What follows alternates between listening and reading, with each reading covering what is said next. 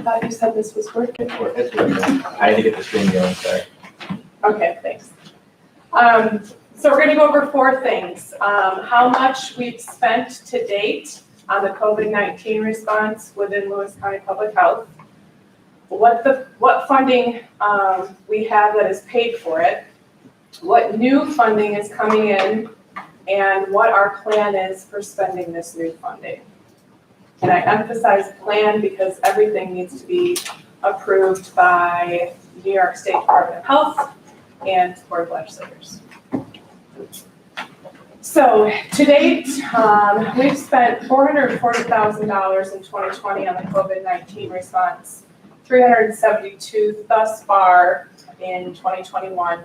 The majority of that being early on in the year with our peak of COVID-19 cases about mid-January. The expenses have included both regular public health staff, per diem public health staff, and then the temporary staff that you allowed us to hire to assist in the COVID-19 response, their regular time and overtime for those COVID-19 response activities. Supplies, including PPE, thermometers, postage for sending out quarantine and isolation orders, as well as printing of educational materials and isolation and quarantine orders. The rent for Maple Ridge testing site, any wraparound services for individuals that are isolated and or quarantined in the community. Wraparound services are things like if an individual cannot safely isolate at home away from their family members, then paying for a hotel for them to stay for the period of their isolation. Or maybe they're not able to go out and get groceries. We tend to work with them to try to get them to pay for it. At the end of the day, it's our responsibility to ensure that individuals have all of the services they need in order to stay isolated and or quarantined for that time period. There was also additional cell phone costs and some IT costs, more email addresses, so paying for the licenses for that, as well as doing some advertising in regard to the COVID-19 clinics and various actions to take to prevent the spread of COVID-19. So the funding that is paid for all of that has been the base immunization grant that we get annually. That grant realized that much of our work was being shifted from our general outreach and efforts to increase general immunization rates to COVID-19 response. So they allowed us to utilize those funds to pay for those activities. They not only allowed us to use the base grant, they also allowed us to use supplemental funding that they gave to us. And we received a mini grant from the New York State Health Foundation for PPE specifically. We have a public health emergency preparedness grant annually, and we have utilized that fully for COVID-19 response.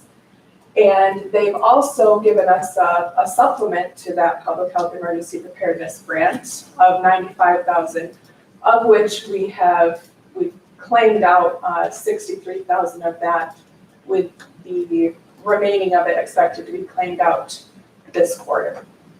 The rest, $636,000, is Article 6 state aid. So I'll explain to you why so much went to that when we have all of this other funding. So we received a base grant annually of $500,000 from the New York State Department of Health to provide core public health services. We are required by public health law to provide these services to prevent disease and protect and promote health. Part of this is also maintaining or keeping a maintenance of effort at the county level. So the county needs to put in their share of the funds to keep our county healthy and keep those core public health services going. So we needed to spend that funding, and that is why we have spent so much of it. What new funding is coming in? We've got $1.1 million coming from the federal government for maintaining in-person learning. This funding, as of right now, started July 1st, 2021, and goes to July 31st, 2022. And it can be used to pay for assessing each school district's needs regarding COVID-19 testing, and increasing access to that testing, and COVID-19 technical assistance to schools, so making sure that they're informed of what our infection rates are locally, what measures they should be doing to prevent the spread of COVID-19, and then addressing each of their concerns individually.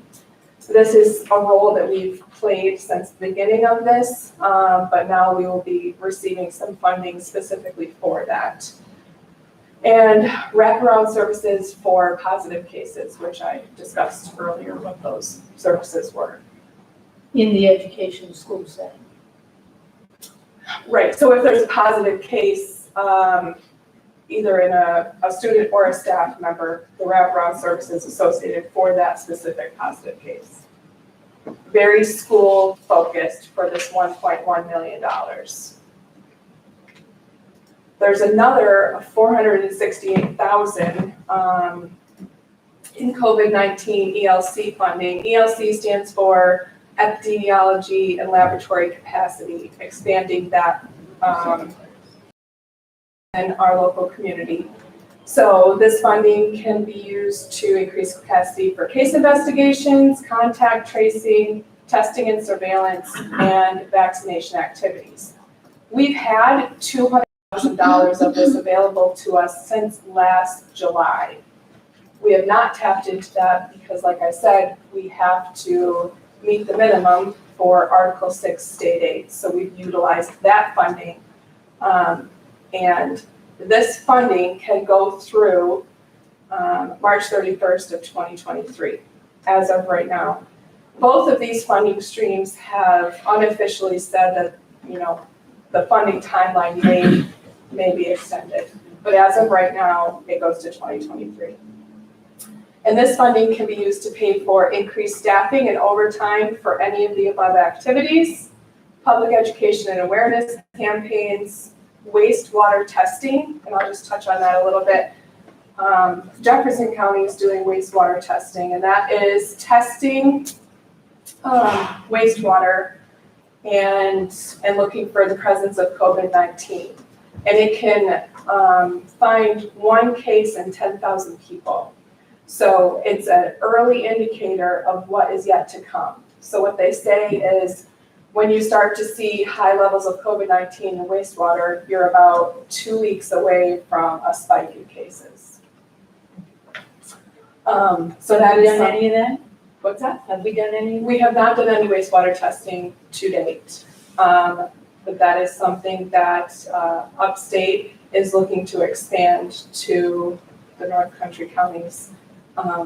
We met So with, JCC brought this to the table through some connections they had at Syracuse University early on in the pandemic.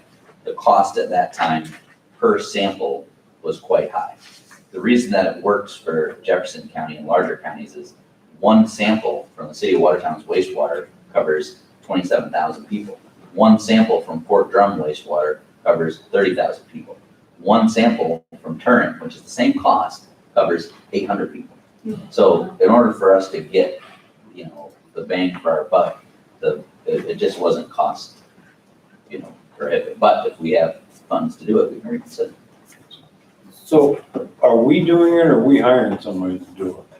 The wastewater testing? We We would send out the samples to the lab at Upstate and Would they we would get the do. samples? Yeah, well, each municipality would have to agree to collecting the samples in the same fashion that they collect samples already. So they already do testing of their water on a weekly basis, so this would be another 2 to collect. And then we would send that down to the lab at Upstate for testing. But if we didn't have a sewer system, and we all have septic tanks, Right, that won't be, it'll have to be municipal water, municipal waste systems. municipal waste. Yes. So if they don't have that, they don't get tested. Correct.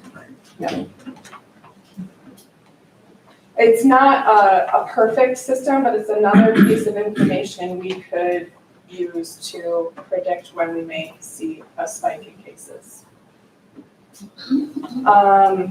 And then again, the COVID-19 technical assistance, this time to schools, childcare programs, and other community settings. Other community settings is really businesses. And from the start of the pandemic, we've seen that this is an important role for us to play in regard to ensuring everybody knows where we're at in regard to the COVID-19 response and what mitigation strategies they should be implementing for that given time. So what is my plan for the funding? For the $1.1 million, I would like to create a deputy public health director. For this next year of funding, they'll serve as a liaison to the schools, ensuring access to the latest COVID-19 data, mitigation strategies, and then obviously access to testing. The latest school guidance has not come out from New York State Department of Health, but CDC has put out guidance, and in that is screening testing for areas with moderate to high transmission. And for us, that is anything over 2 cases in a week. We would be considered moderate transmission area. So that would mean that schools would need to offer the screening testing. As of right now, Lewis County Health System has been offering the free community COVID-19 testing for the last year, and they've done a wonderful job. This is the only opportunity we have in Lewis County for testing. So another part of this funding would be to continue that free community testing, giving both students and staff access to that testing, and as well as the rest of the community, because if we're controlling COVID in the community, then we're controlling it in school and keeping those kids in-person learning. The third item would be the purchase of a mobile testing trailer. The health system is currently using the Lewis County Command trailer for operations for the testing on-site for symptomatic individuals. This is an opportunity for us to purchase another trailer to be able to utilize both at that site as well as be able to travel to different areas where we're maybe seeing an outbreak and properly address it right there. Actually, in the trailer, we have a command trailer at the sheriff's department. They had to buy a truck to tow the trailer with, so if you need that, include that in your cost, I would. Okay, that's a good idea. Yeah. Because those things are pretty heavy. Usually.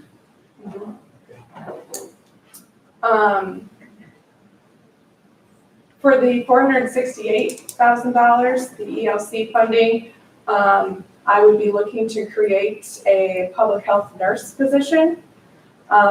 This position would train with our current communicable disease nurse who is planning to retire in 2 years. So this funding would give us a good opportunity to pay for somebody to be there to train for one of our most important nursing positions. So you guys all know of COVID-19 case investigations and contact tracing, but COVID-19 is only one communicable disease. We do many communicable diseases and STDs every day. So it's a big job to learn, and having this opportunity with this funding to bring somebody on early to train, I feel is a worthy thing to spend the money on. The next thing would be a one-time payment of overtime for exempt employees starting from July of last year to June of this year. So that would be for any exempt employee that did not get overtime, who worked above and beyond 8 hours in a day, specifically on case investigation, contact tracing, or any COVID-19 immunization activities. And then continued payment of overtime and additional time for staff working on COVID-19 response activities. So that would be paying for any temporary help that we have, as well as anything above and beyond for our regular employees. So we can't pay with this extra funding for funding or for time that is already in the budget for state aid. It has to be above and beyond in order to qualify to be charged to this funding. And then obviously the wastewater testing, which would be about $50,000 for the year. A little bit less now that we're already towards the end of July. Well, how much is it per sample? It is $200 per sample. Yep. So we could, set it up in regard to how often we want it sampled. They just recommend a weekly sample to stay on top of when you could expect a spike. Portland, Bunfield. There's a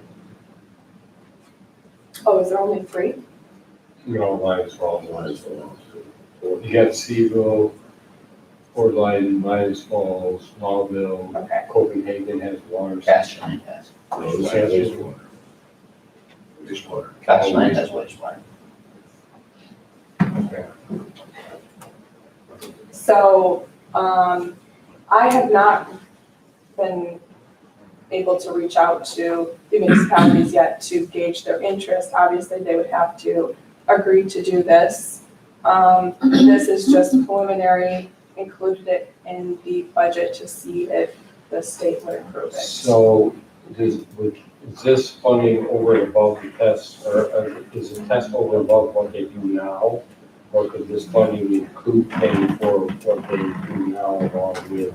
It would only be for specifically that COVID-19 sample to go, So it's an extra test that they would an have to extra. administer.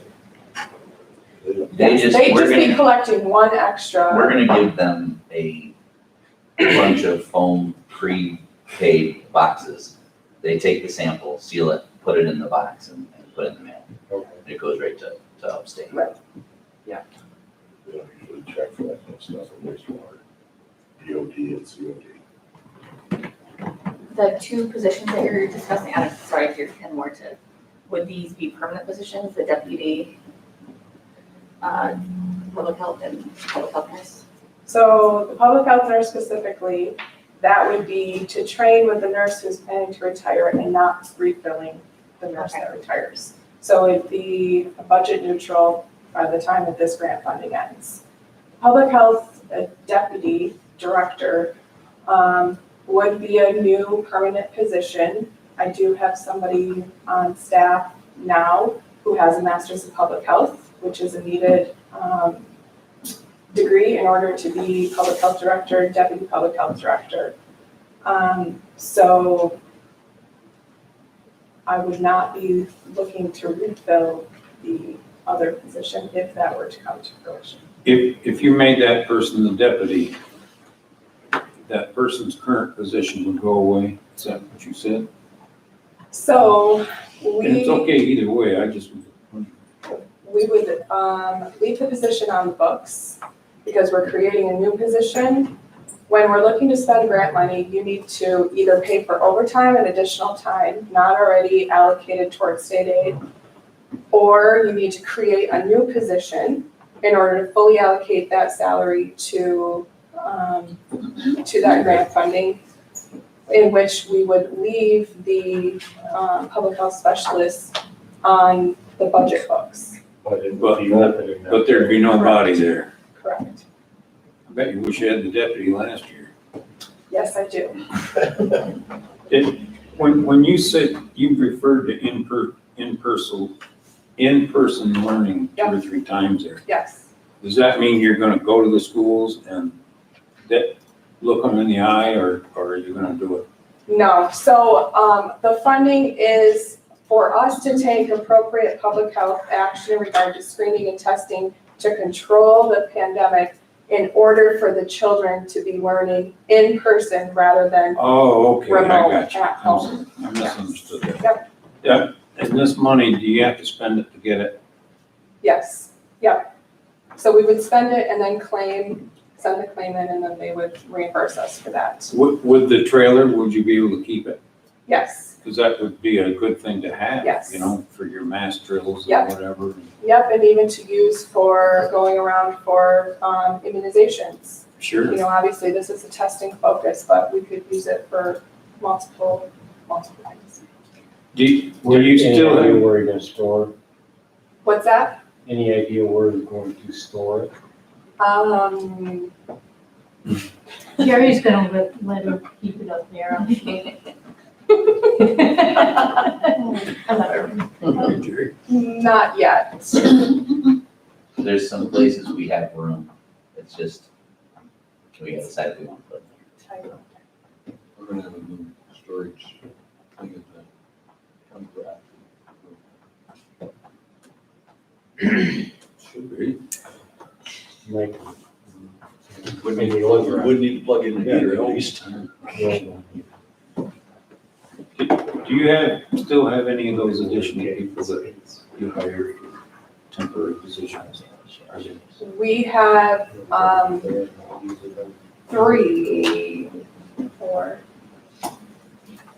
four currently. We're trying to keep them engaged as much as possible. Obviously, they only work if there's a case. The reason I'm trying to keep them engaged is in the event that we do see another spike, having that help already Right there, established ready. with the ComCare accounts, already trained. They've been great as far as being flexible with not working, and then being available when we do need them. So.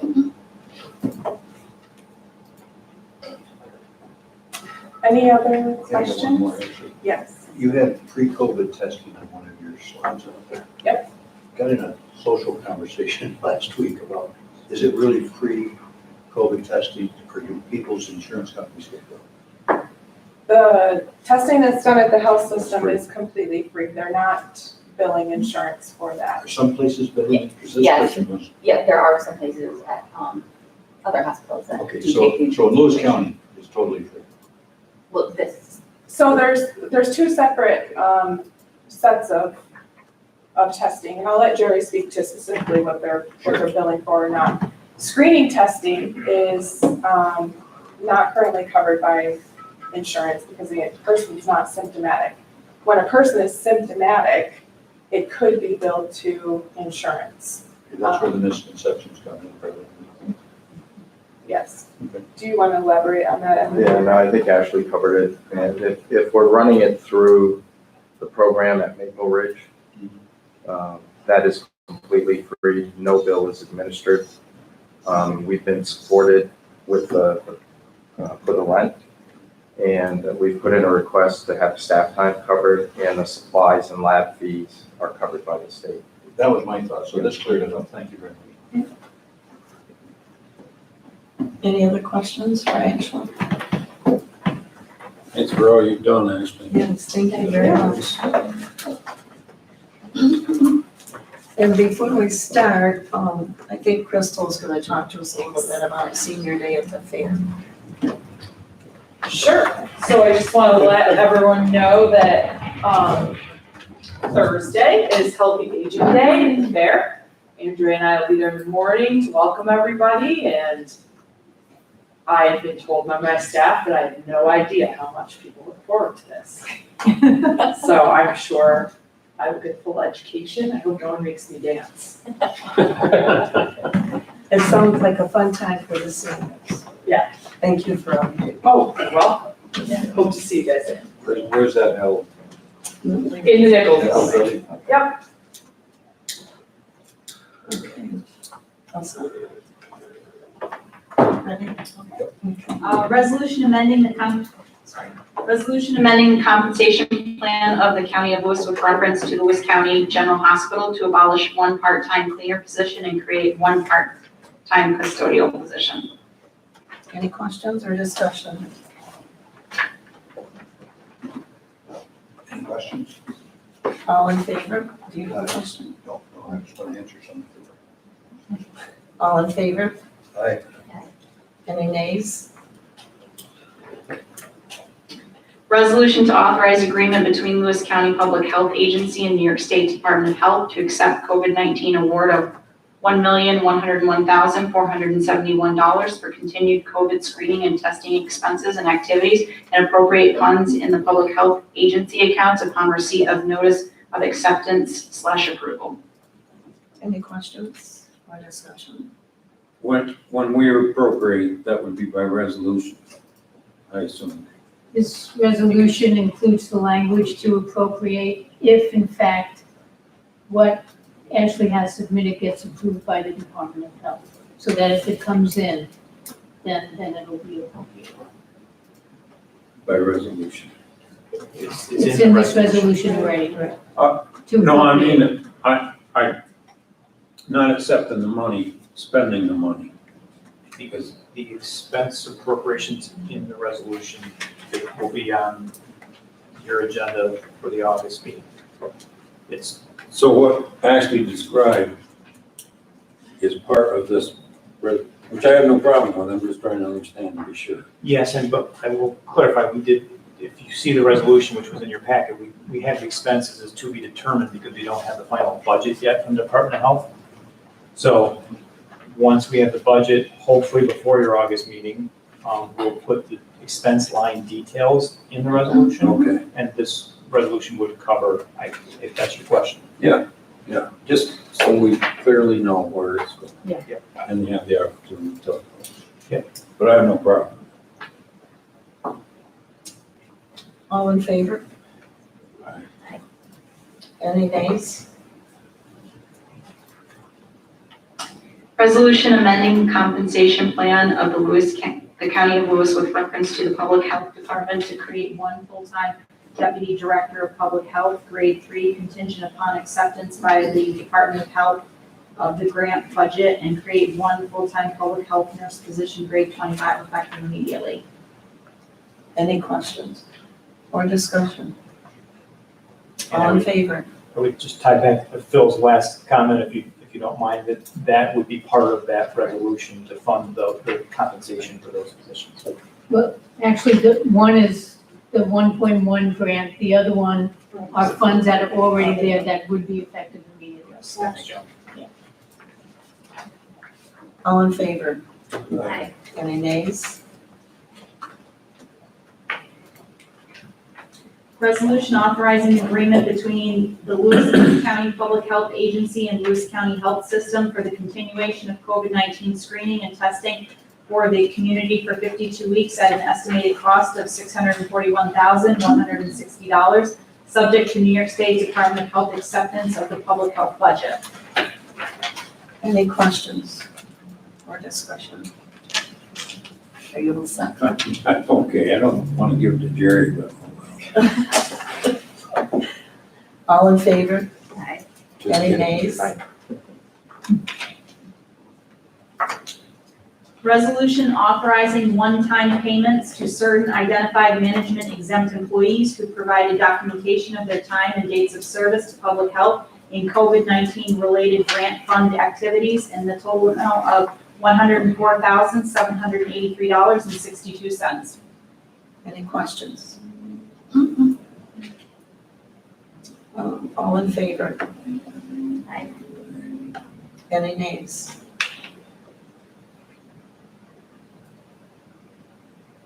Resolution approving proposed new rates for the 2021-2022 school year to send to the State of New York Education Department for approval regarding the agreement with the agencies and independent contractors who provide services to the preschool special education program for children with special education and healthcare needs. Any questions? All in favor? Aye. Any nays?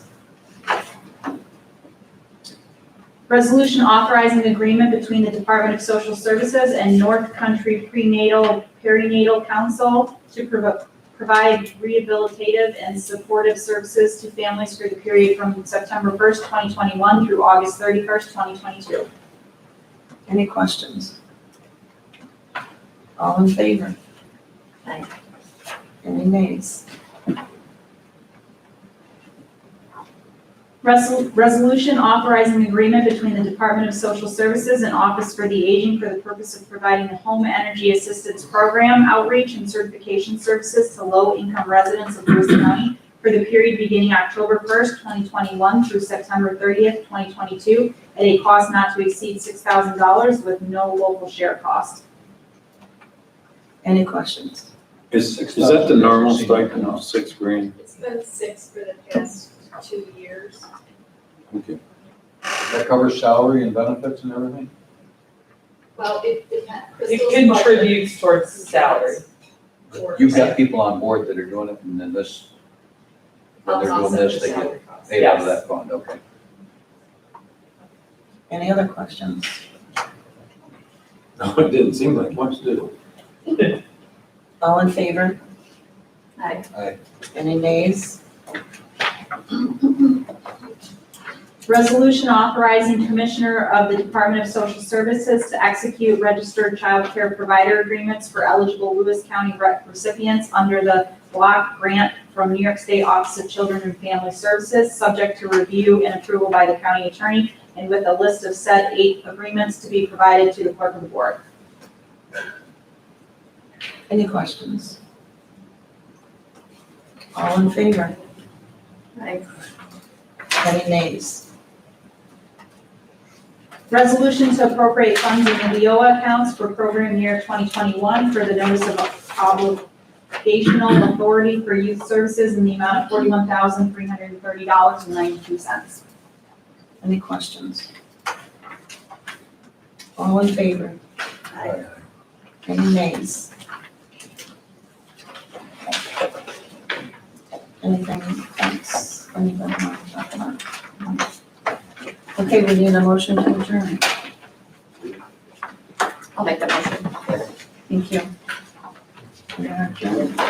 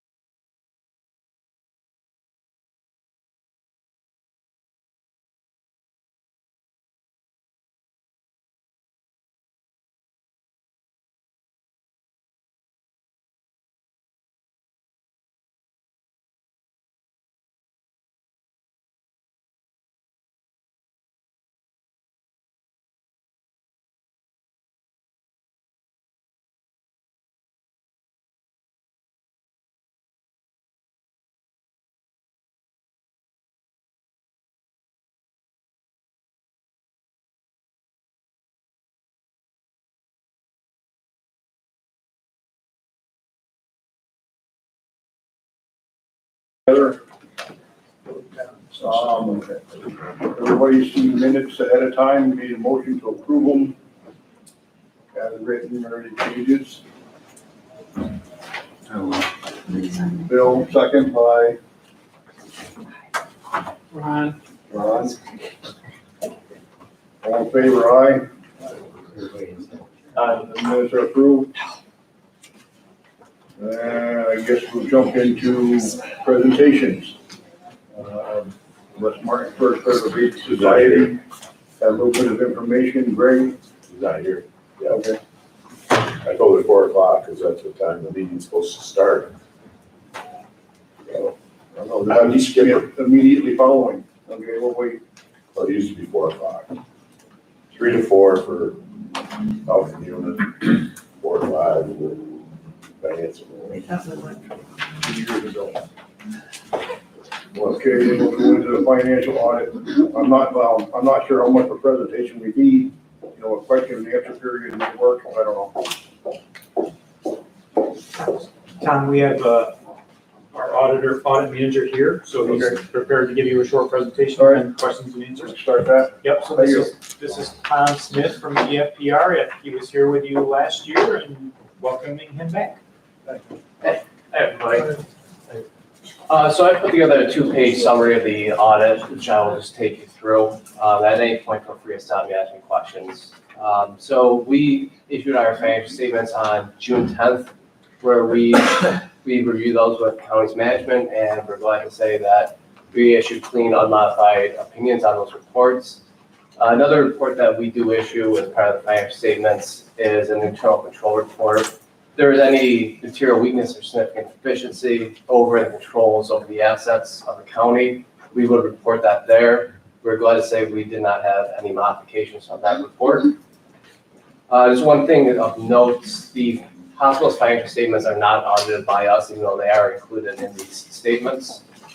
A few of the numerical items in the general fund really where you budget the activities of the county for the most part. The fund balance increased by $4.5 million from last year to a total of 17.4. That is mostly made up of unassigned fund balance of 14.4 million. Your actual revenue exceeded your budget, or sorry, it was 4.3 less than your budget amount, but your actual expenditures were 10.1 million less than budget. That's just something I like to point out because you set the budget at the beginning of the year. That way you can see how the actual results were impacted by the budget. Our 2021 budget for the general fund is 50.7 million. That your fund balance at year end is 34% of that. So that's an indicator that the county is in a strong financial position. Anything north of 25 is good. Your non-property tax items, which is mostly made up of sales tax, is 1.5 million more than budget. That's something I would like to point out because we were told all year by New York State that sales tax was going to get absolutely hammered and you're going to lose a ton of money through there. But as you can see, your budget your actual came in higher than budget there. A few of the other funds, I just want to highlight real quick. County Road Fund balance increased by 132,000. The Road and Machinery Fund increased by 134,000. Capital projects decreased by 608,000 just due to ongoing projects. The Solid Waste Fund decreased by 245,000. That fund does have a deficit of 1.2 million, but that's because the presentation of Solid Waste Fund is a little bit different than the previously mentioned ones. They have to show their long-term New York State liability for the pensions as well as health insurance. So if you didn't have to reflect those there, which is just a accounting standards item, then you would actually have a positive fund balance of 2.4 million. Same as the hospital, right? The solid waste fund is an enterprise fund, which means it has to carry its own post-employment benefit liability.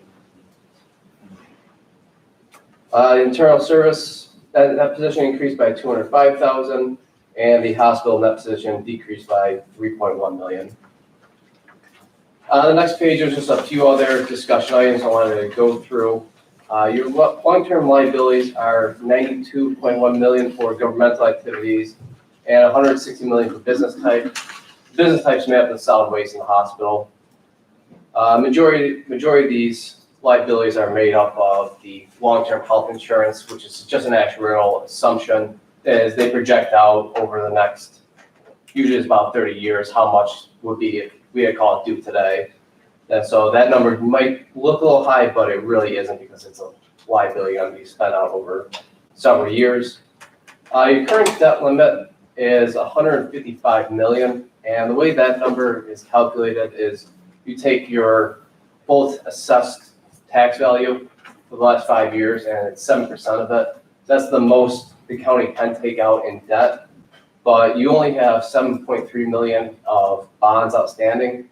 So you are only using 4.7% of that limit that you're legally allowed to go up to. So it's something I want to point out because you are very significantly below the maximum you can take out. So if you do need to bond or you have any projects coming up, this might be the time to do it. As interest rates are low and you're significantly below that maximum. What was that maximum?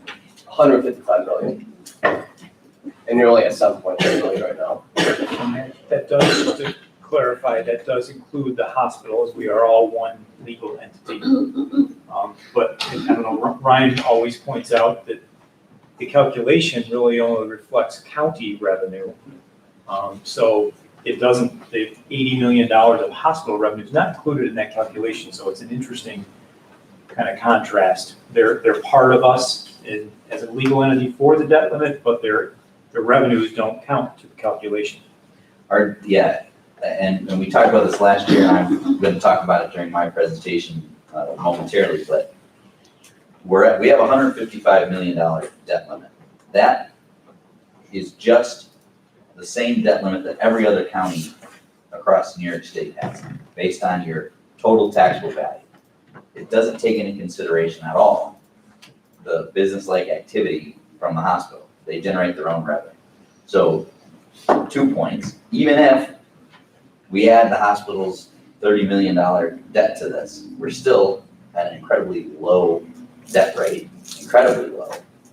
And unlike every other county across the United States or across New York State, we have a hospital.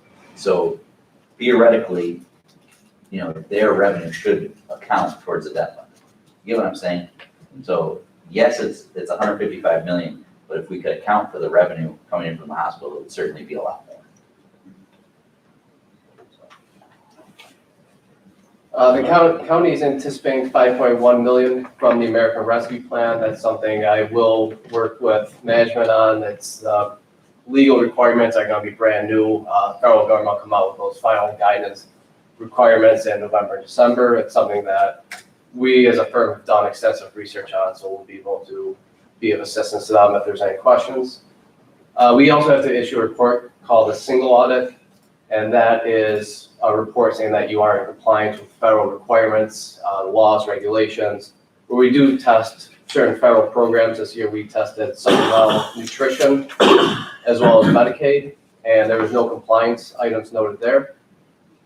We also do an audit of the New York State Department of Transportation funds, and there was also no issues there. And lastly, we issue a report called management letter, and that's really a catch-all. If there's any recommendations, anything we note that we feel we should bring forth, that we put that there. And we did have a couple items this year that are new. One on collateralized deposits. Towards the year end, the county switched over financial institutions, and as part of government standards, those deposits have to be legally collateralized. There was a couple month lag period where they weren't. So it's not something we consider an internal control weakness because this was caught and fixed by the county, but it is something we did note and we wanted to bring forward. This was part of our switch to 3+1 cash management. They found a set of CDs for us in a bank in Finger Lakes or something, I forget exactly. Chemung County, Chemung Community Bank. They took on those CDs and they did not have, as they had indicated to us, the proper collateral on hand to take on that amount of government funds. But they do now, and it's secure, and we're all right. So. And the last piece is on the net pension liability allocation. The county and the hospital get one total liability that's to be reflected on these financial statements. And there's always been disagreements between us and the county auditors as to how to allocate between those two items. And we really feel that instead of towards year end, we're reporting the financial statements, that we come up with a set allocation ahead of time. And it's our opinion that Eric, as treasurer, which is the CFO of the county, comes up with that allocation, and we and the hospital both agree to the treasurer's set allocation. That way, there's no disagreements come financial reporting time.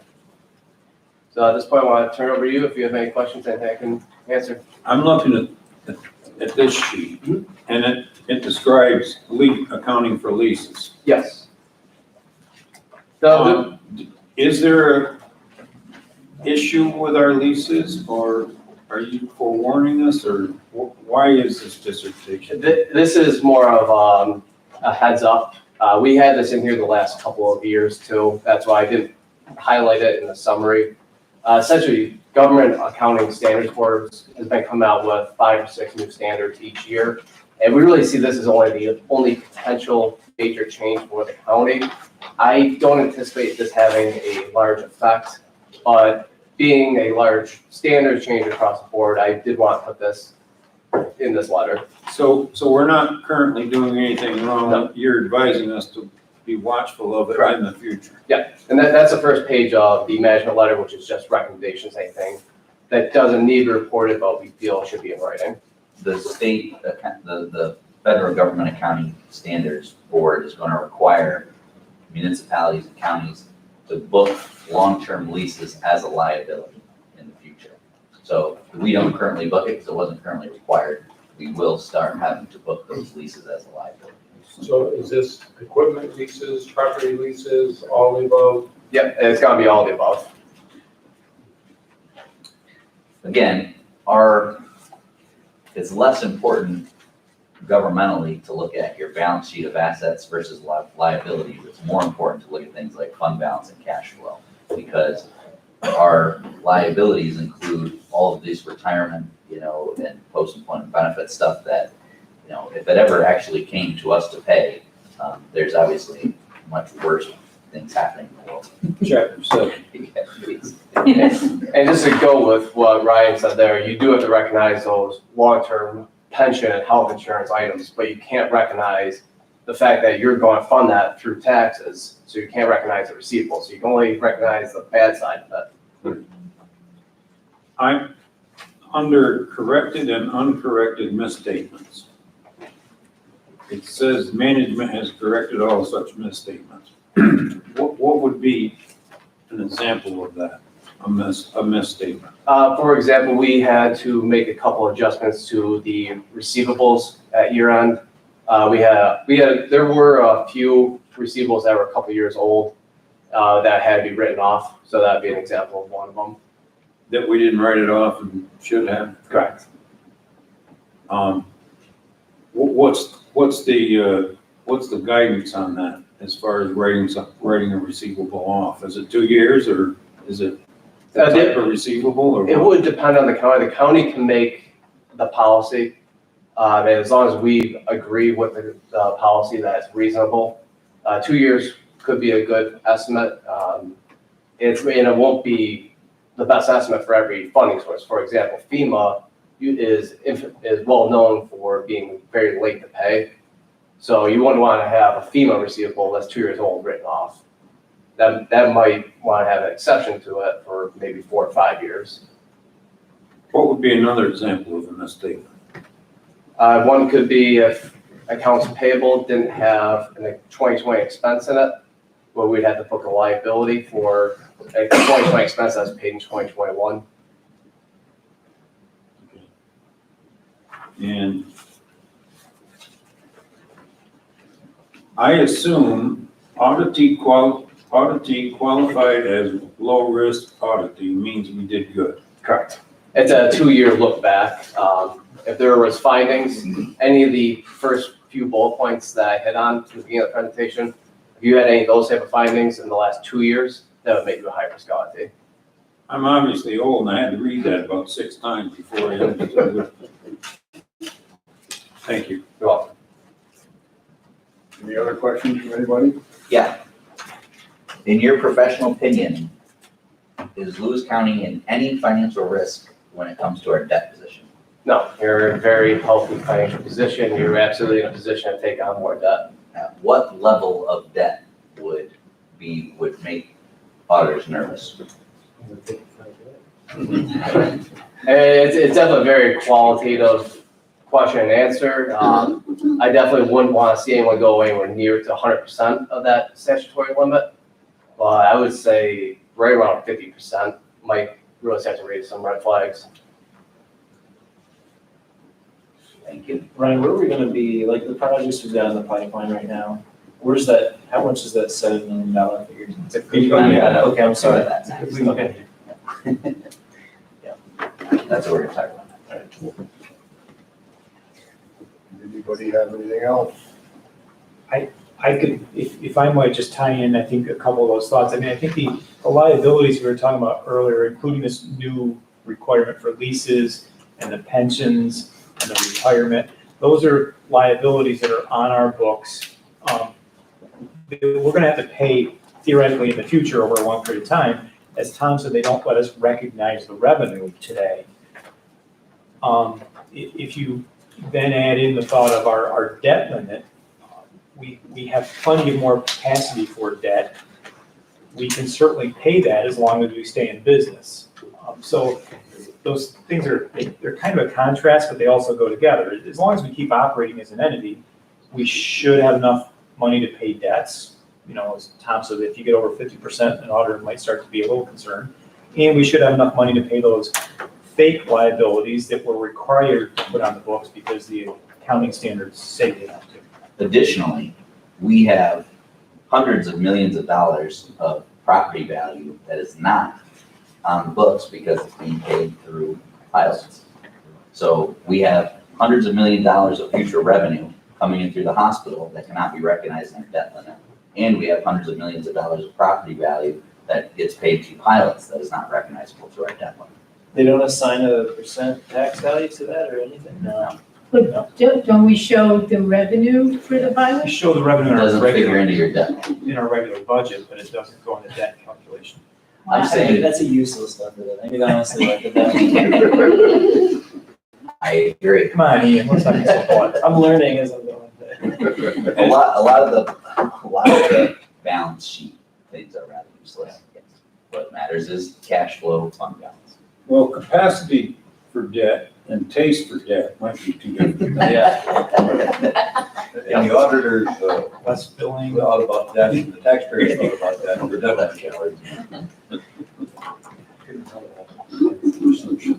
Anything else from anybody on the audit? If not, we thank you very much. Thank you for having me. Tom, if you could, just a couple comments. I mean, Tom Smith I'm kind of amazed. He's been part of our audit team for 9 years. Pretty unusual. I think it's one of his very first audits. He's worked his way through the ranks. He's a manager now, and it's great that he's stuck with us for 9 years. I've learned a lot from them over the last couple of years. I also would comment, we did a session, they presented a session a week or two ago on the American Recovery Plan Act for our towns and villages. I think it was well received. We probably had at least 10 to 12 municipalities participate.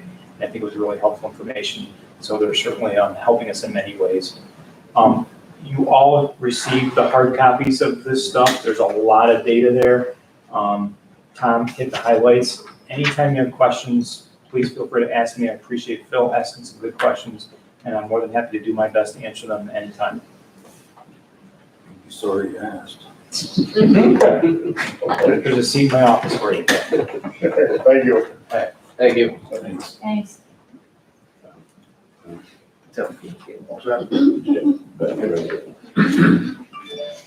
Ready, buddy? Everybody, this is Betty Latham. She's from the West Martinsburg Preservation Society. And she'd like to present the information on the church. I'm gonna stand here. You can come up right up if you'd like. That way you can sit on the table there. Okay. Feel like I'm going to the school board meeting.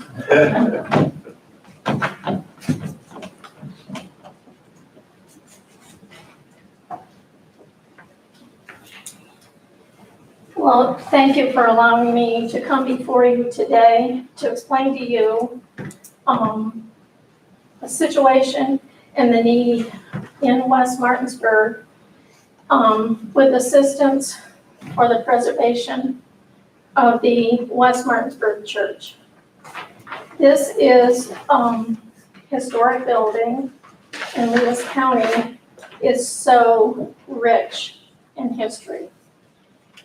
The Church Preservation Society has been organized since 1970. They have done a phenomenal job keeping their church in good condition, open to the public, and having fundraising to keep the church in good condition. The last 2 years have been a challenge because of COVID. They have not been able to do any of their fundraising efforts.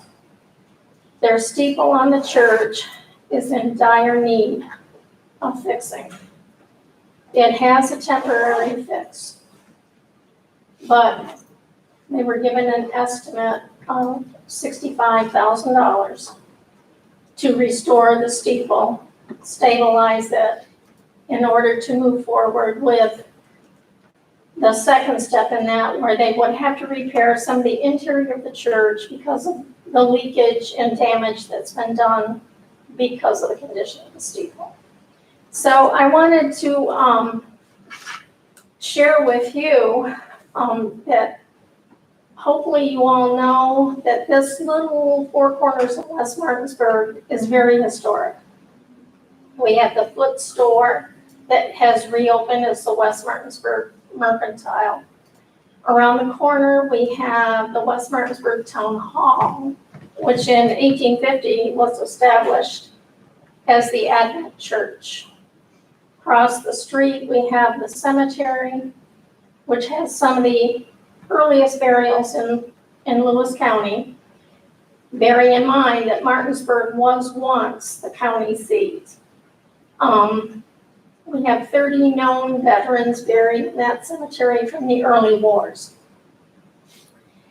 The church, the West Martinsburg Church, and on the road to Lowville, was dragged up the hill to the current location. It was located near the Martinsburg-Lowville town line. In 1840, they built a new church. The building was placed on the historic register in the 1980s. And since that time, they have been doing their fundraising, their ice cream social, their Christmas event to raise funds. But now they need to raise more. I brought some pictures, and I had fun doing this. The church is, the earliest map I could find is 1857, and the church is on there. In the church, this building is from 1840. And then the pictures down here are the condition in the steeple, which you can see there's a lot of rotted timbers.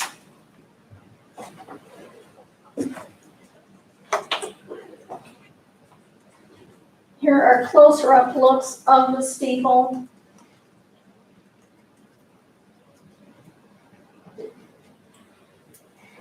They have had to take down the cross.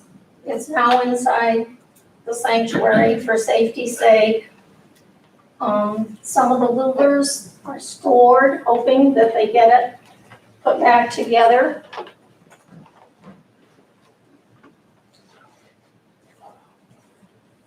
Outside on the building are hand-forged original hangers for their lanterns that they put out for evening services. The key, the concrete block or whatever it was for ladies to step off the wagons to go to church, and they buried a time capsule. When? I don't know, because Ms. Walagore told me that they would open it when she was 80. But I didn't want to ask her how old she was. And don't ask me either. I will ask her sometime. Inside the church, they have stenciled ceilings and along the walls. They have the old time pews. This is the front of the church. You can see the piping for the heating. Stoves are there. They heat the building for their Christmas service. And these chandeliers are out of this world. All of them are still usable. On the back, I just put a couple of pictures of what it was like in the evening, and I put this up because I thought it was fascinating. I don't see that in Florida. I'm not here in the winter. But that would be an evening when they were having a service.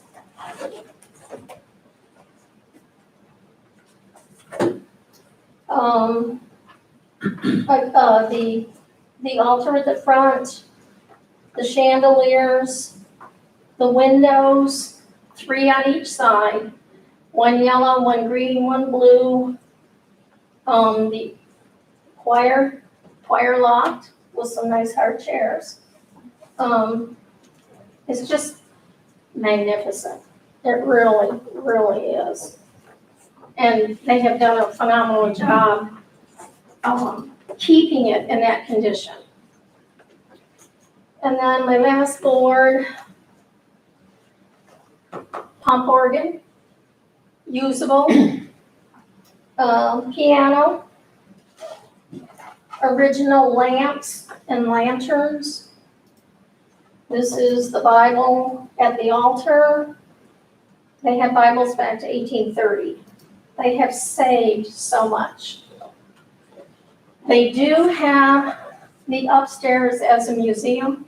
It is not open now because of the damage from the water leakage. They have dishes from the parsonage, and I found this interesting. This is the picture of the parsonage. This one on the left. This is the parsonage today. That is still there.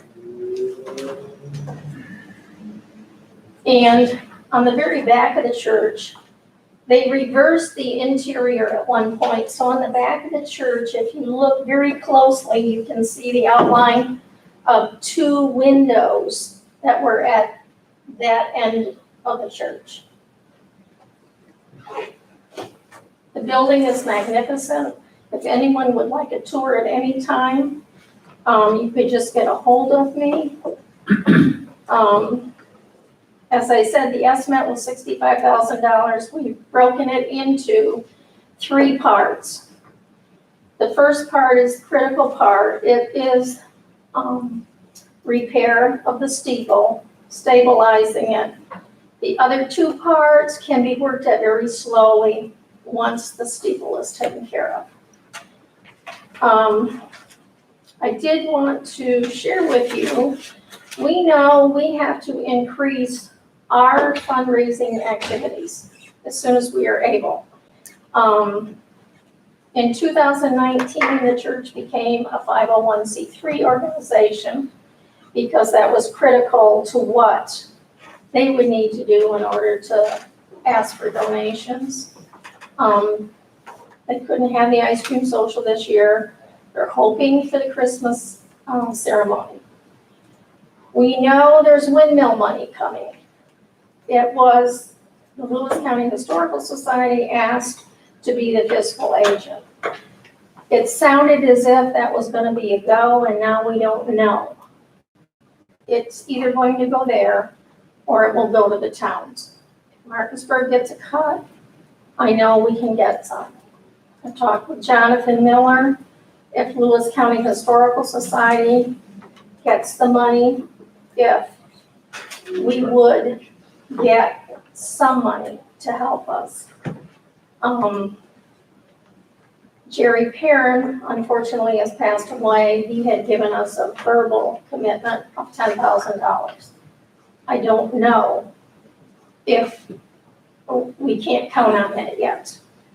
So that would be from that historical money, historical preservation money. Yes, yes. I am, with some of these pictures, putting together picture book. We have a lot of these in Martinsburg. They will be for sale when I finish putting the church book together. We will be selling books at the West Martinsburg Mercantile. The Mercantile has talked about having some kind of a fair, artisan fair that could help us. Everything is maybe. We're going to meet in August about an online auction. We have Christmas wreaths that will go in the Mercantile to sell at Christmas time. I am going to apply to the Pomeroy Foundation. They do have a grant program.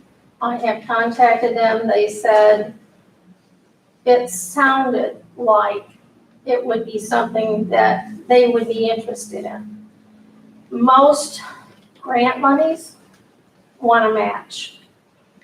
So the Preservation Society, now that they have done their temporary fix, have about $7,000. That's all they have left. The town has helped us. They painted the church.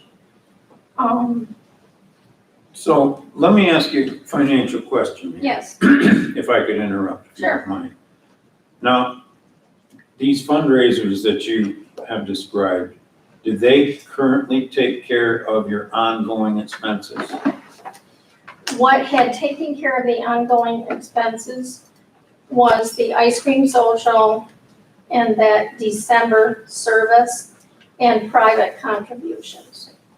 Okay, so you don't have an issue with ongoing expenses. You only have an issue with the repair. Yes, Now, just does, on an ongoing basis, do you get money from Martinsburg?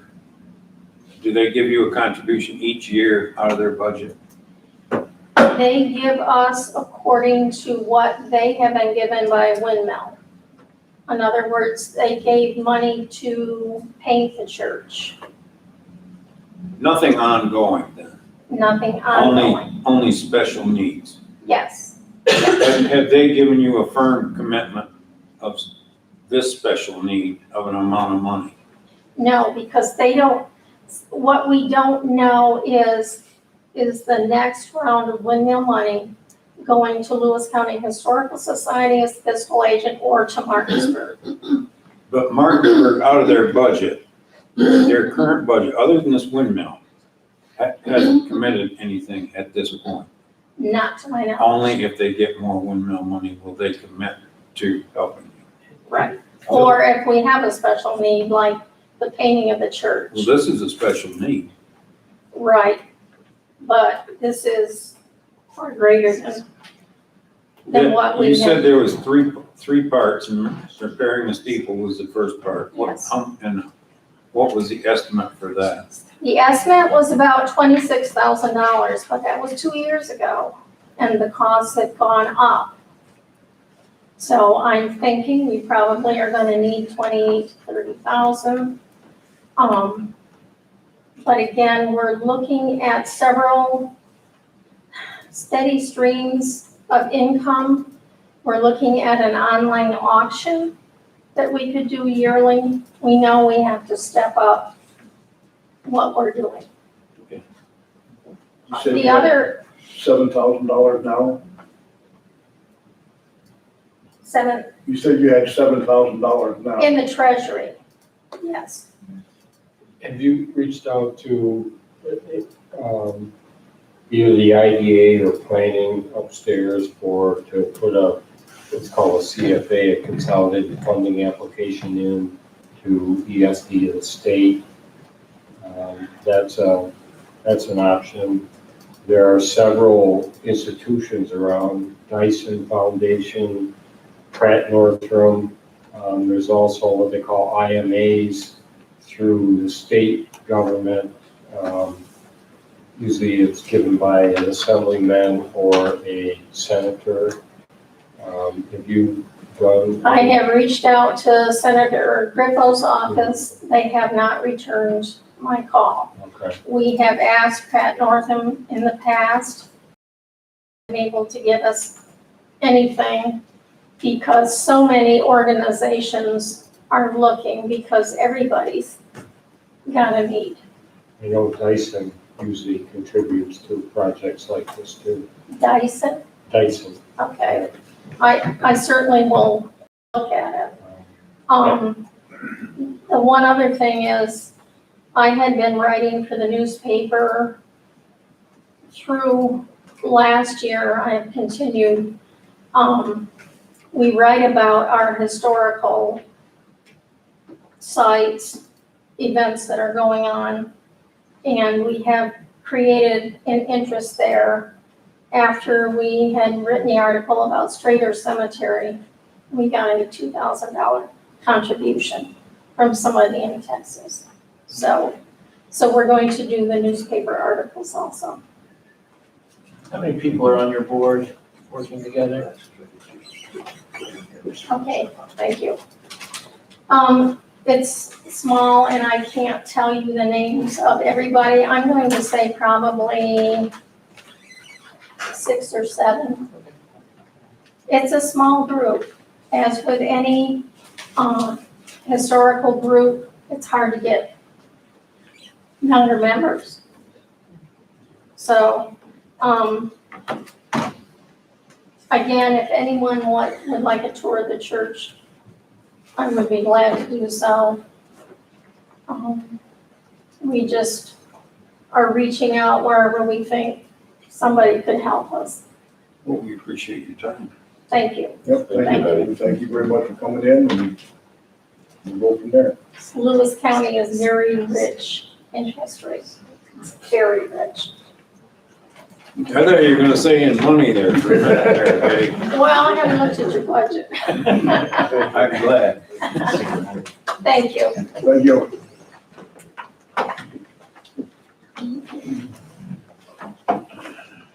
Okay, let's move on to solar and wind revenue. We got 2 minutes. 2 minutes. The West Martinsburg Preservation Society took up all my time. Eric has 5, Brian has 2. I like it. Okay. Oh, look at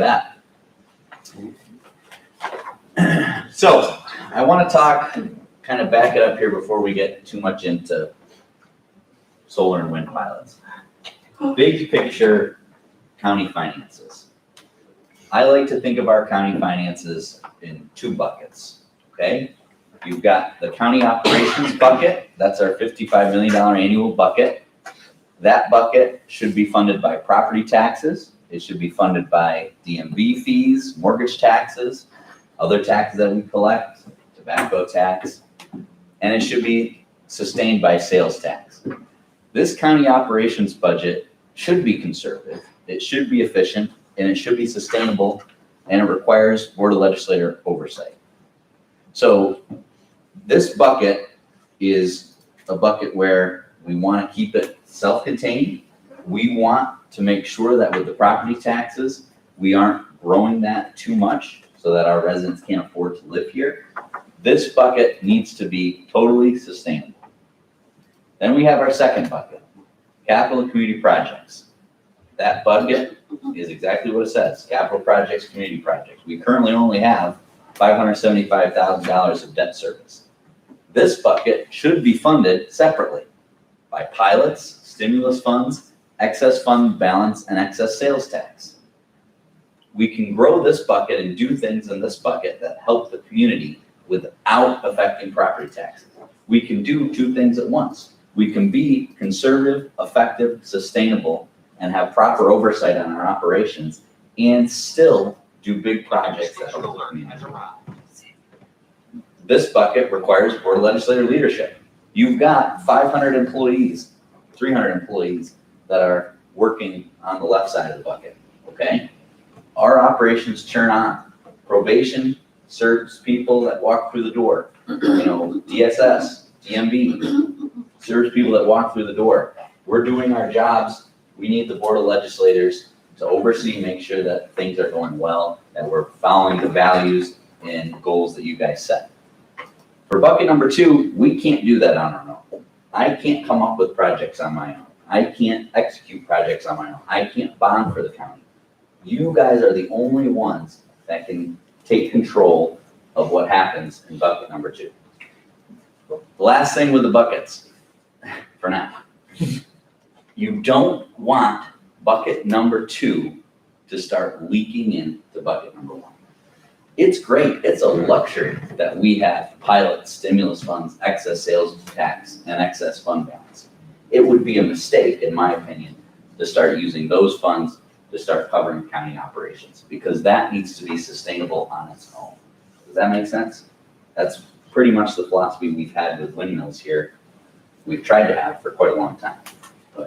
And I think what I was gonna add is almost the vice versa. If, for your capital and community projects, if you need property tax money to help pay those bills, sales tax money, that's okay. And I'm sure in most counties, you use your current revenue streams, your property taxes, to help pay for your projects. I think Ryan's gonna show you, we're in a good situation that we might not need that. So that's helps to separate those buckets. I think that's a great point. The second bucket is a luxury. Not a lot of counties get to have a second Stream of revenue money. stream. You need to do the projects, Right. but not everybody has the stream of money to do it. Correct. So, bucket 2, what are we really talking about?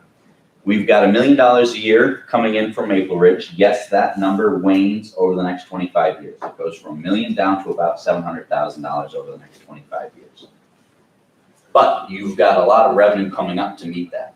You've got combined solar projects, revenue coming in, starting in 2023, $420,000 a year, just on what's planned now. And we know over the next 5 years, there's going to be more solar projects planned. We have set the table nicely in Lewis County through policies that the Board of Legislators and the IDA have adopted for smart, what we call smart growth solar. And we're starting to reap some of the benefits. We have 3 new wind projects that have come on board. Number 3 wind farm is doing the construction this summer. Denmark wind farm is complete up at Copenhagen, and Roaring Brook wind farm is complete as well. We have another wind project that I didn't put on here because it's still not certain if it's going to go forward, but Deer River wind project is still taking steps day after day to move forward. So this makes 2.1, almost $2.2 million in annual revenue that is outside of this bucket. Oops. Right? So this is all bucket 2 money. We don't need any of this to run county operations. None of it. And by the way, solar permit fees, because we have passed a local law outlining building permits for solar, is an additional hundreds of thousands of dollars that will be coming in. But I do consider those funds operating funds, permit fees kind of go there, but they're hundreds of thousands of dollars additional as well. Okay, capital projects, where do we stand now? Like I said, we've got almost $2.2 million coming in from here.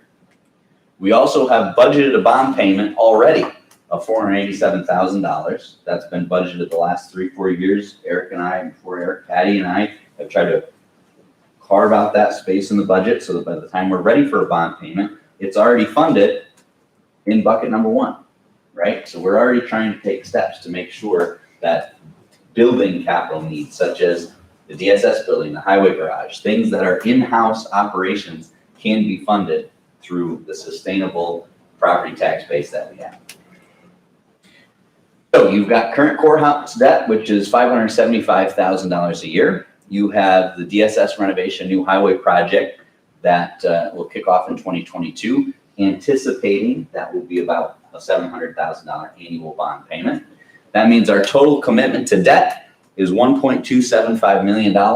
That means we have left to spend annually unallocated funds of about $1.4 million.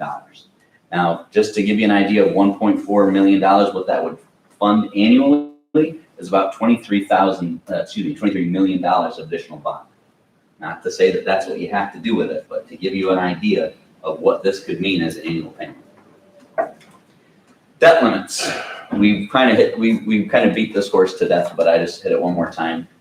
Like Thomas said, our annual debt limit is $155 million. That does not include revenue we have coming in for pilots, and it does not include the hospital's ability to pay their own debt. So with the 7.3 we owe on the courthouse, plus the 19 million we're going to spend on highway garage and DSS renovations, plus the hospital project, we'll be at $56 million, which is about 36%. Again, that 155 does not take into consideration pilot revenue and hospital revenue, which is a lot of money. Even so, we're only at 36%. So, two bucket of county finances. Let's take a look at it right now. Give ourselves a report card. How are we doing? On the left, current situation. Our county operation, in my opinion, is conservative. In my opinion, it's efficient. There's always room for more efficiency, and we look for those. And I think when it comes to the property tax rate and what we're asking of the public, I think it's sustainable. Our property tax rate today is lower than it was in what were we looking at the other day, Jerry? 2008, I think it was. It's as low as, so it has not changed. It has been in the same bandwidth for 10 plus years. That's a good thing. What's our current situation with bucket number 2? My assessment, as the manager you've hired, is that bucket is overflowing. You have more money coming in with no plan for where it's going to go. And I think that's an issue. We have incoming dollars outpacing anticipated projects by a lot. And like I said, you can't rely on staff for bucket number 2. It has to come from you guys. So what I'm trying to get you primed today is that we need to start, maybe it's up to you guys, but I think if you could ask yourself which 2 buckets do we spend our time on here? Well, I'll ask you. Well, what are we doing? Operations versus capital community. What is the percentage split, you guys think? I'm saying 80-20 is my guess. I think that we need to wean ourselves off, or either 2 options, wean ourselves off operations and start talking more and spending more time on these leadership issues, or we need to spend more time altogether as a board, which I know time is already a constraint for many people. So, discussion items. Are we balancing time efficiently and effectively between oversight of operations and leadership on community projects? What other projects make sense considering we have $1.4 million a year available and unaccounted for? What are the consequences of not having a plan for the additional funds? This is actually, to me, the most important question is number 3. What are the consequences of not having a plan? The consequences are the government machine will turn on. We will start taking, I know how it will work. If we've got this money sitting in our accounts and coming in, it'll start going into operations. We'll start using it. We'll use it on little giveaways to towns and villages. We'll do 100 little things instead of 5 big things that matter. And, that's just from my experience over the last few years. It already has. It already has, right. So, that's basically where I wanted to set the table with you guys today. This number is new, probably the solar. I just put that together. That should be the first time you're seeing that as the potential solar revenue coming in. But the other windmill, we've been talking about that. So, I will leave it up to you guys. Tom, I was hoping that you could lead a bit of a discussion here about some of these bigger questions and figure out kind of, what you guys want to do.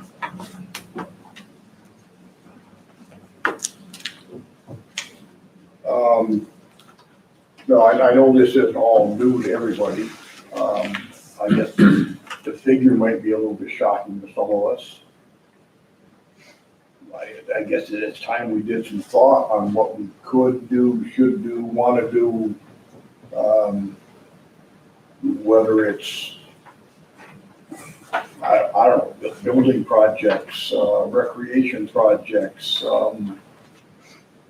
It's something at present that bugs me, and I don't even know if we could get involved in it. The solar panels in Glenfield, right along Route 12, it's ugly. There's no other way to describe it. So is there something that some of this money could go back and there could be a hedgerow put up to hide it along the highway, or you see it when they build a highway through a city, they put up sound walls. It's just, you know, I know when the windmills first went up, people commented how ugly they were. Well, they don't bother me anywhere near as much as that array of solar panels. Is that something that some of this could maybe be used for? Can I make a comment about the solar panels? Sure.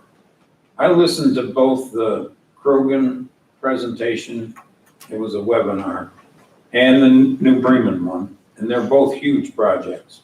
You know, one of them was 1,500 acres, Yep. one of them was 1,000. And one question that was asked in both of those webinars was from an adjoining landowner. They asked, well, how does that affect my property values? Yep. And the response was, well, there hasn't been a study in New York State, but down in North Carolina, it didn't bother them. And I didn't think that was a really good answer, because the person, probably the neighbor, well, it was a neighbor, they didn't give a name or whatever, but they had, not only did they have to look at it, but they had to look at the potential of, because of that being what you just described, ugly or whatever, their property value going down. It seemed to me like those developers could have said, well, we'll do a no harm thing. Whatever you're at now, we'll assure you, or something. Yep.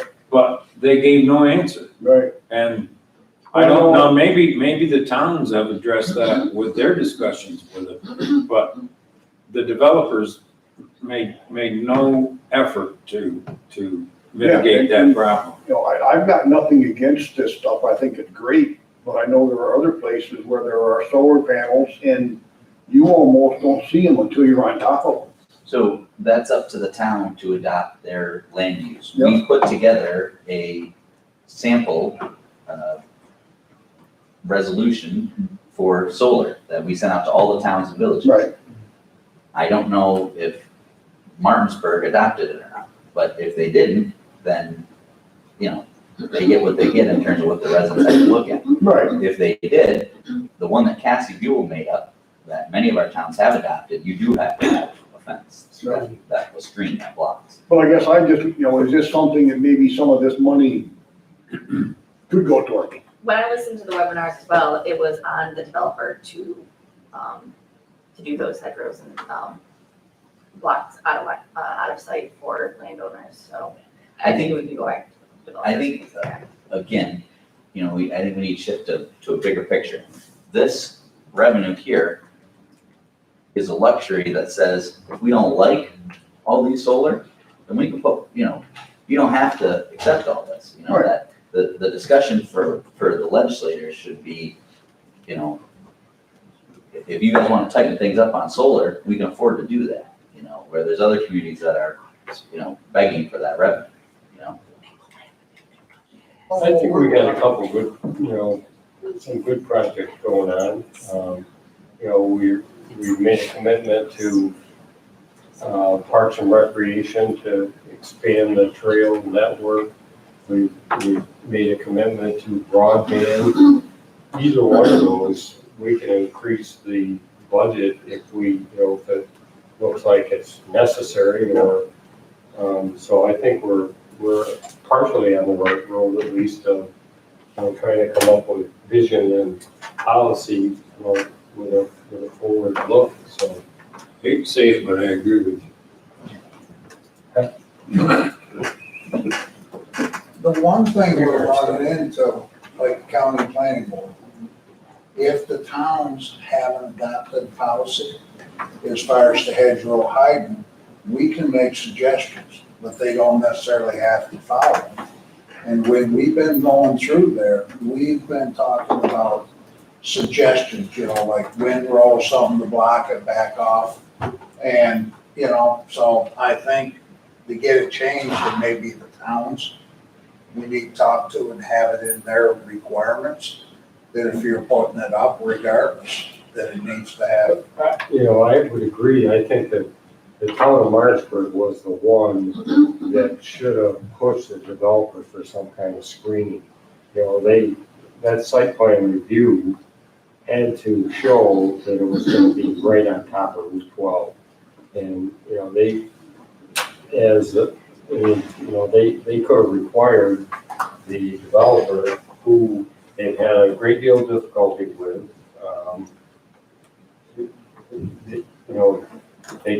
this developer just moves forward. A request for screening like that needs to come from the town, that's the appropriate place to come. Not that we couldn't do something. Right, no, With Route 12, which is, you look behind that white house that's up at Glendale Road. it was Tiffany's originally. The guy is totally surrounded. Who wants that in the backyard? If you take a ride down the Waters Road out from Maple Avenue, you'll see the same thing. It's a mess down there. Well, that affects the perception of our county as well, particularly when you're talking Route 12. Well, I look at it as, it's just a, something to throw out there. I mean, that, We're kind of getting off track, but the IDA did come up with a policy trying to push that stuff back away from the road with a financial incentive in the pilot payments. They were somewhat successful, but, now we're in the discussion of telling landowners what they can do with their property too, so. We left that though, I think, and it was discussed here, was we're gonna make a suggestion, at least get them to look at it, what happens. We're there. But it's even with the zoning. If the towns put zoning in, it says you have to put up a barrier. Then there's no discussion. If it's not there, it's not enforced anymore. So maybe. Let's be honest, the reason why all these solar developers are in Lewis County is because there's not a lot of zoning and they can, they can get the project done. Right. Yeah, But, money's nice. get back on track anyways.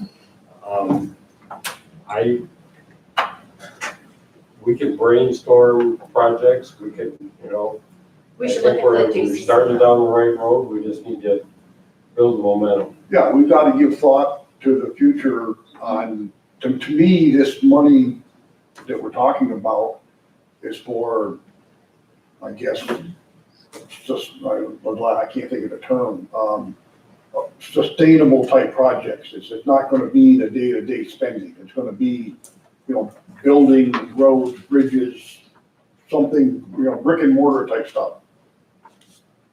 It's not for, and that's the wrong term, because it could be trails, something that's gonna be there for a long time. The luxuries we couldn't afford before. Right. We should look at the JCC survey to see what people say about living in our county and what would. We talked about, and I know that Eric and Larry and I have talked for years, since the windmill and solar project started, about a community fund. I think that's also maybe something that this, the board can look at and really get serious about forming that, determining what criteria goes into that. And, we talked about the property cleanup fund. I view that all as part of that same pot of community development. So maybe that's another thing that this committee and the rest of the board can really start to think about and try to decide how much, how it would work, how you want it to work. And that all kind of answers some of these applications that groups come to the county for every year in our budget, our tax budget, which I know makes Ryan crazy. But this is another area where maybe we can think about setting something up that takes it out of our operations. And if we have the funding, that they make an application, the committee or the board thinks it's worthy of it, then so be it. But I really think we have to start to get serious with thinking about that. Absolutely. That's 2 in a row. I agree with you too. Oh, gosh, we better quit now. Yeah, we're done. Yeah. I was gonna try, but I don't know if I could get Phil to agree with me, so. So maybe just a quick update on Joan's comment, that community fund is moving forward through the IDA and the LCDC. With the current projects, I think number 3 wind and 1 or 2 of the solar, I think they're looking to have a couple hundred, $200,000 to $300,000 a year established. This is separate from that, so I think that Joan's point, the fund will be there, the county could put more money in it. Yeah, and what are they doing with it, Eric? They will have a structure and a way for People to make organizations, applications. towns, villages to access it. So So access it for what purpose? what we just spent 15 minutes hearing from a community organization is one So example. possibly the IDA could fund some of that steeple repair, The community fund. the community fund? Does they have money right now in? They do not. They do not. If it's Oh, there you planned, go. it's planned hopefully soon. So that's an update on that. You know, I think this discussion is a great discussion, and again, as you commented, we've got some great things moving forward. This, I think where Ryan was trying to go is, this is big picture stuff for us to spend more time talking about. And it made me think that, Ryan, I don't know if you've ever thought about this, but have 10 to 15 minutes of strategic discussion in every meeting. Because you need to keep thinking about these things, and comes back to the last question Ryan's got on there. If we don't use any of that money, then what? You're gonna keep growing and growing and growing the fund, and then your taxpayers are gonna say, why am I paying taxes? So just things you have to think about. I jotted some notes while folks were talking into the presentation. And one goal I've had in the back of my mind, well, since I became a legislator, was population growth as a target. Not growth in and of itself, even though it looks good if people are moving in, but because that's a sign of a healthy community, I think. And in New York State, we sustain population stagnancy or loss. You know, even in good conditions, we don't really grow our population, but I think there's a lot of room for people in New York State to move to Lewis County. One thing I think a lot about, and I know people who've done it, people who in the last year who are maybe in professional jobs where they can work remotely and they realize they can work remotely. Maybe they have to be in New York State, they want to come to Lewis County or places like Lewis County. They can do their job and enjoy a standard of living. They'd be willing to take a 20% pay cut just because the cost of living is so much less. But so population growth as a metric, and the number that I keep going back to is 30,000 people in 20 years. That was kind of like the number I had in my mind when I joined the board a year and a half ago.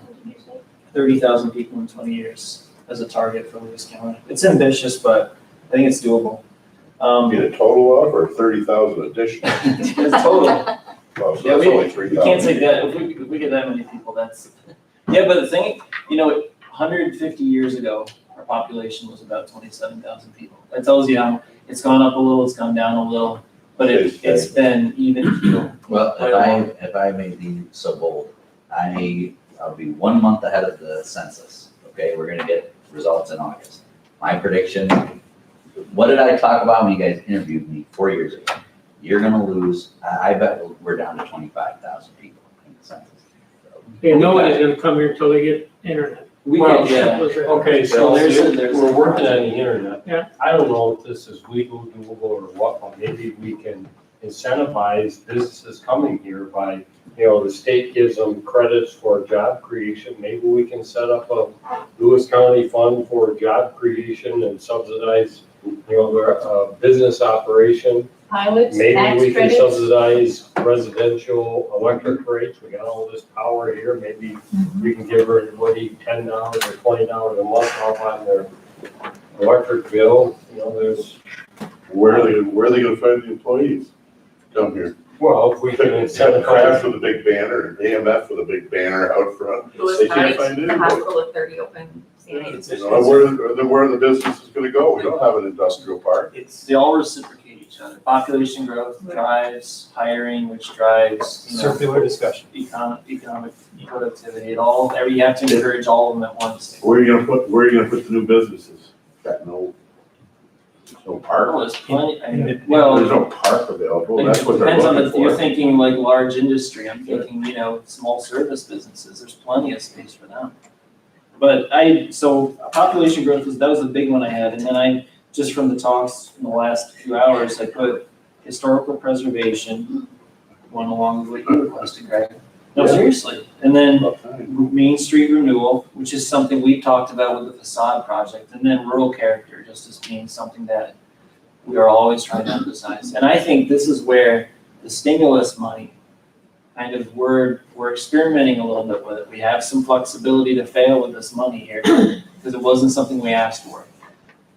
We can be ambitious with it, we can see what works, what doesn't, and if we create these funds, we might use those funds it's not gonna be just a temporary thing, but we might, if something works really well, we put more money into it in the future, and that's where.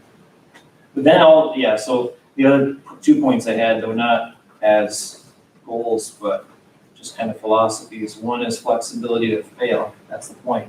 We're not taking that out of the general budget.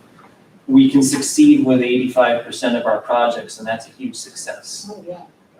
But then, along with that, not operating expenses, which I think is really important, being disciplined. And that was a policy that the board set before I joined, but I think it's the right thing to continue. I spoke to Tree Care, and I said, because they have all this trouble getting nurses and doctors and the professionals, is it off from a snow sled and a wheeler? Buy a snow sled and a wheeler and give them, because that's what we've got here. I mean, that's a lot of what we have. Maybe, if they've never experienced it, that might be something that you think, whoa, this is all right, maybe they'd stay. That's so absurd, They it seem to work, be. probably. Huh? That's so absurd, it might work. Well, geez, if you Particularly with a young guy. yeah, exactly. Young nurses, young families. Our firm, we're at the point where we are turning away good work because we don't have the manpower to do it. This is stuff that could generate good, reliable revenue for the firm, and all the attorneys are all referring them to each other because we just can't take it on. And it's the same problem as the hospital. We don't have the manpower. What's the bottom line to all those thoughts, and just bring it right back to Ian's initial comment about 30,000 people? What's the bottom line to that? How do you attract people that want to come and live here? You have to be a great community that they want to come and live to. And the best chance you got of doing that is if you've got the money to be successful. And we do. So how do we use the money to be successful and make this a great community? Yeah, I think we're on the right track. We've got to give it some thought and we're good. Well, we've been playing around with the railroad now for, Christ, I think, 20 years at this point, forever. Write them a check. Yeah, Just I agree. write them a check. You want to expand the trail But you system, I don't want to write a check. pay them $1 million for the damn thing, get it over with.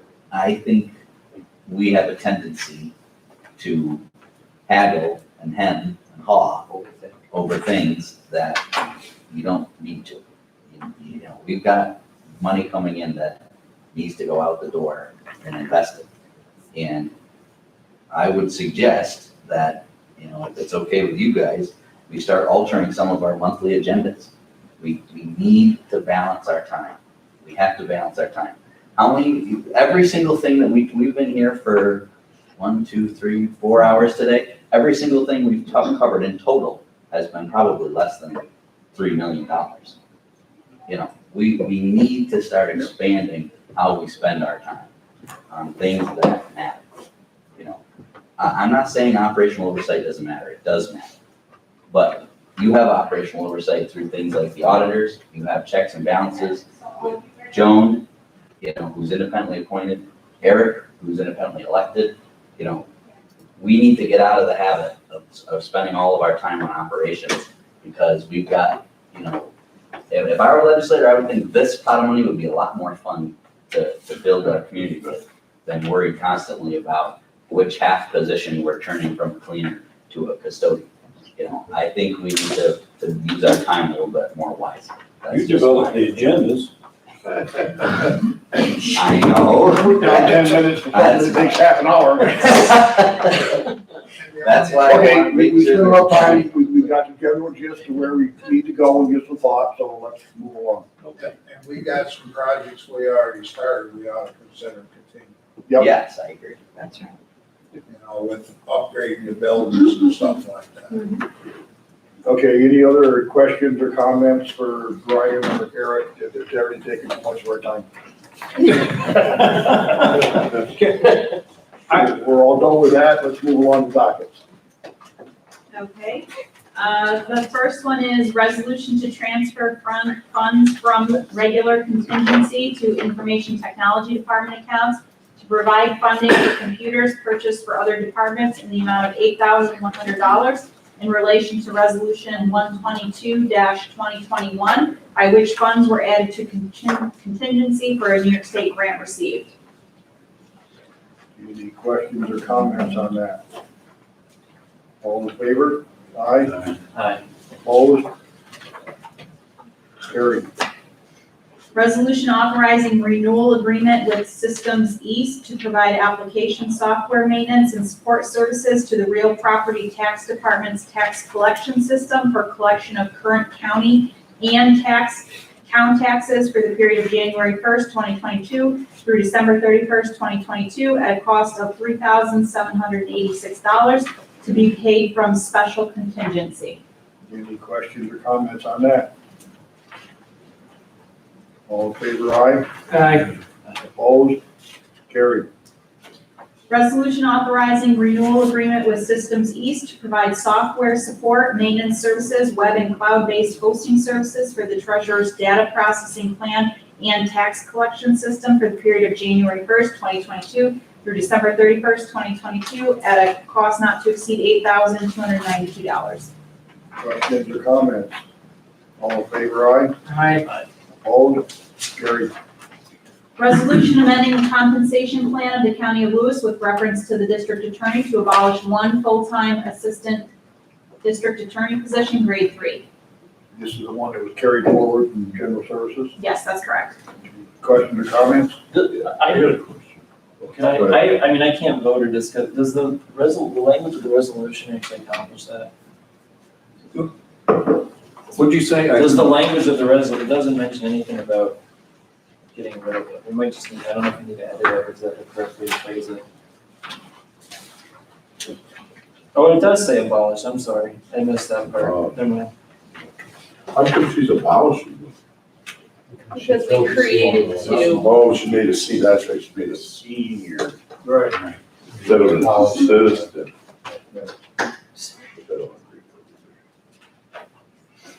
Any other questions or comments on that one? All in favor, aye? Okay, opposed? So Ian abstain? Passed.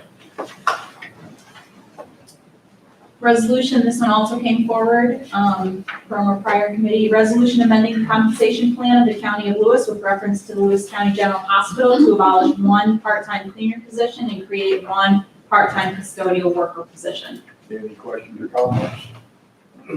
All in favor, aye? Aye. Opposed? Carried. This came forward from a previous committee. Resolution amending the compensation plan of the County of Lewis with reference to the Public Health Department to create one full-time Deputy Director of Public Health, grade 3, contingent upon acceptance by the Department of Health of the grant budget, and create one full-time public health nurse position, grade 25, effective immediately. That should say grade 35. Let's make sure the resolutions. Resolution says 35. Okay. Any questions or comments? All in favor, aye? Aye. Opposed? Carried. And I have one motion to continue the Lewis County procurement policy as presently in place, including continuation of the county manager and chairman of the board identified as the responsible purchaser and alternate responsible purchaser respectively in compliance with general municipal law section 104B 2F. This is the same policy that we've had for quite a number of years, and this resolution is just to basically reapprove it. Question? Every 2 years, we're required by law to have the board, name the procurement officers, but, so if the board just reviews it and doesn't want any changes, then we're okay with this motion. Any questions or comments on that? Make the motion, second. I'll second it. All in favor, aye. Aye. Opposed? Motion carried. Any other business? Tom, can I respond to Ms. Latham? The church person? Yep. As you know somewhat, and Jerry knows a lot, anytime I've tried to propose something, I try to do it equally. And we currently give any other museum $1,000 a year. If we gave them $1,000 a year, that would be equal.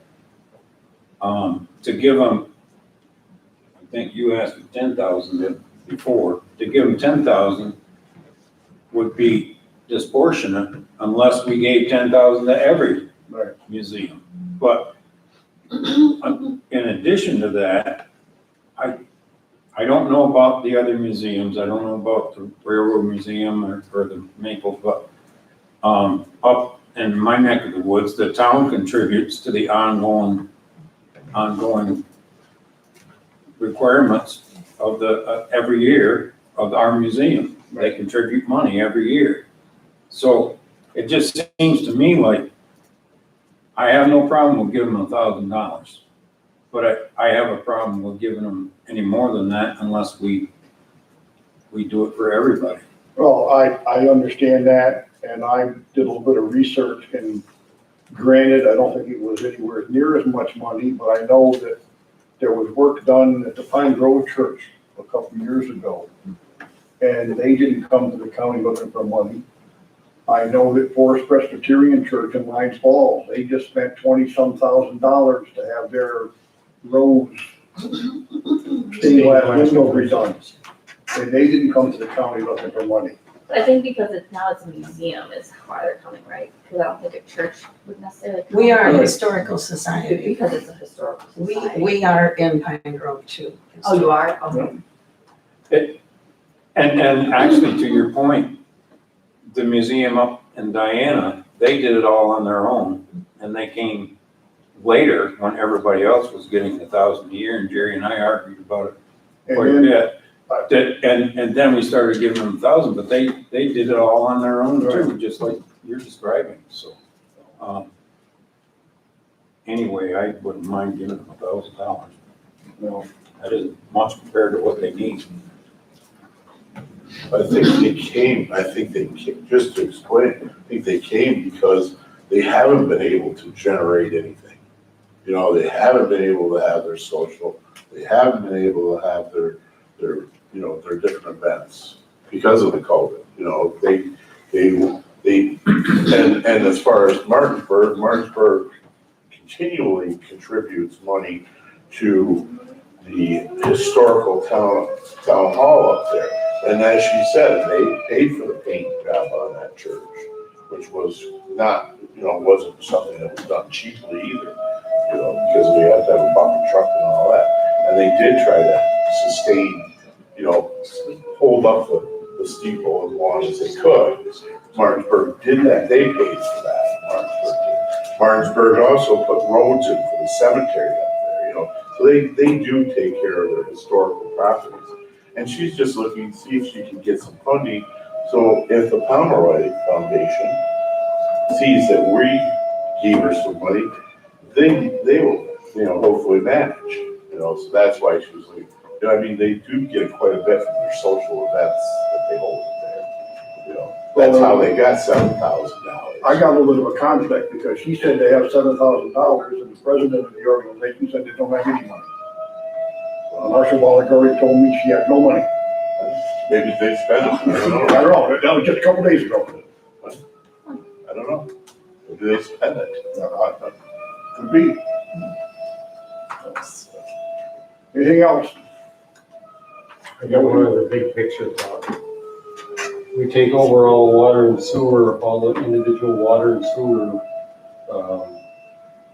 processes that are in the county and put it under one county umbrella, and they would give us the ability to expand the individual ones that the little villages and towns don't have now. So I'll go notice, Well, we believe those will all be. So, They always want to be out anyway, We will have the results of the Central Lewis Water Study. The engineers will be presenting that to the full board in August. And that is their recommendation, which by the way, matches the independent recommendation of the Southern Lewis Water Study. And if we did Northern Lewis Water Study, it'd say the same thing. Northern Law, Copenhagen's there, they're not here. Don't need it. They got the crackers. Oh, good. I think that's great. I support that 100%. I think it's great. Okay, anything else? If not, I'll entertain a motion to adjourn. Lawrence is ready. Second? Ian? We are adjourned. Thank you, Mr. Osborne.